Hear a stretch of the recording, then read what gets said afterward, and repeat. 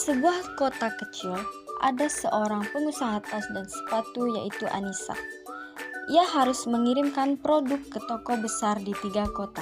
Pemilik toko tersebut yaitu Pami, Maya, dan Ovita. Dan toko tersebut juga memesan dengan 2 pengusaha lainnya di kota yang berbeda. Setiap toko memiliki kebutuhan dengan jumlah yang berbeda, dan setiap pengusaha memiliki jumlah persediaan yang berbeda pula. Halo, saya Pami dari toko Matahari. Saya ingin memesan sepatu dan tas terbaru yang Anda produksi dengan jumlah 150 pieces.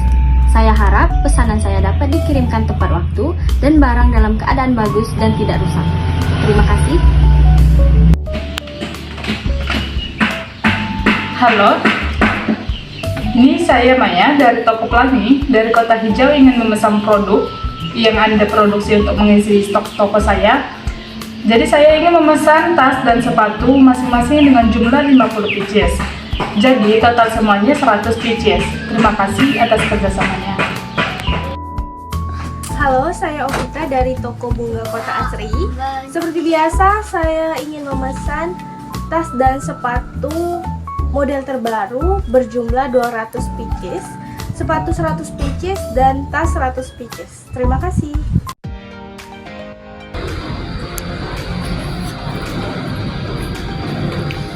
Kita punya pesanan baru dari 3 toko, toko Matahari, toko Pelangi, dan toko bunga. Toko Matahari memesan 150 produk, toko Pelangi memesan 100 produk, dan toko bunga memesan 200 produk. Kabar yang bagus, kita punya banyak pesanan. Masalahnya, bagaimana cara kita mengirimkan produk ke toko tersebut dengan menggunakan solusi yang optimal dan lebih minim. Bu, saya penasaran bagaimana kalau kita memakai metode batu loncatan saja? Ya Bu, jadi metode batu loncatan adalah teknik yang digunakan untuk mengoptimalkan distribusi dalam biaya transportasi. Langkah-langkahnya, yang pertama, mulai dengan solusi awal yang layak seperti metode NBC. Yang kedua, yaitu mencari sel yang kosong. Yang ketiga, melakukan loncatan pada sel yang terisi.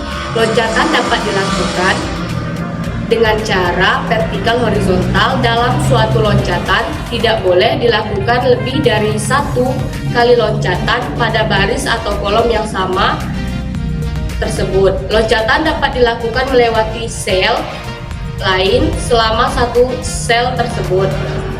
Yang keempat, setelah loncatan pada baris, selanjutnya loncatan pada kolom dan sebaliknya, jumlah loncatan bersifat genap. Yang kelima, lalu perhatikan sela yang terisi pada loncatan berikutnya untuk memastikan proses tersebut tidak terhambat. Nah, kemudian lakukan perhitungan biaya pada sel yang kosong tersebut. Mulai dari sel yang kosong, apabila semua telah bernilai positif, berarti solusi awal yang telah dikerjakan sebelumnya telah menghasilkan biaya transportasi yang minimum. Tetapi apabila masih terdapat nilai yang negatif, maka dicari nilai negatif terbesar.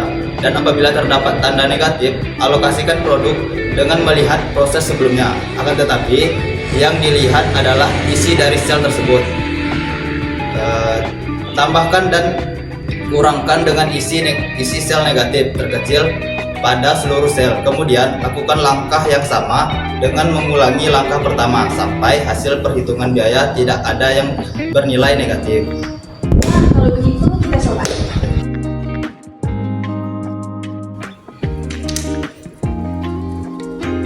Kemudian pergerakan batu loncatan dimulai dari sel yang kosong, yaitu pabrik 3 ke toko bunga menuju pabrik 1 ke toko Matahari, dan terakhir menuju pabrik 3 ke toko Matahari. Setelah itu kita hitung, hasil perhitungan tidak ditemukan nilai negatif. Akhirnya proses eksekusi telah selesai. Wah, ternyata benar ya, biaya transportasi ini jadi lebih minimum dari metode sebelumnya.